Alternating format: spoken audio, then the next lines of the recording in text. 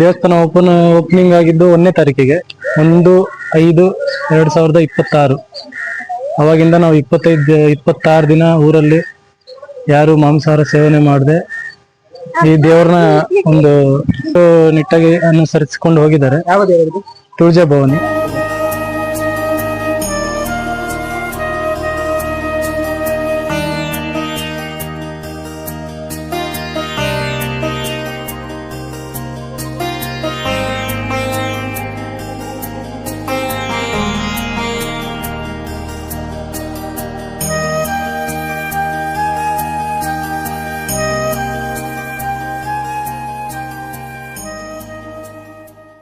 ಮಹಾರಾಷ್ಟ್ರದಲ್ಲಿ ಮೂಲ, ಬಟ್ ಈಗ ಇಲ್ಲಿ ನಾವು ಊರಲ್ಲಿ ಪ್ರತಿಷ್ಠಾಪನೆ ಮಾಡಿದ್ದೀವಿ ಹೊಸದಾಗಿ. ಮತ್ತೆ ಸೇವಾಲಾಲ್ ಮಾರಿಕಾಂಬ ದೇವಸ್ಥಾನ ಇದೆ ಇಲ್ಲಿ. ವಾರದಿನ ಮಾಡೋದಾ?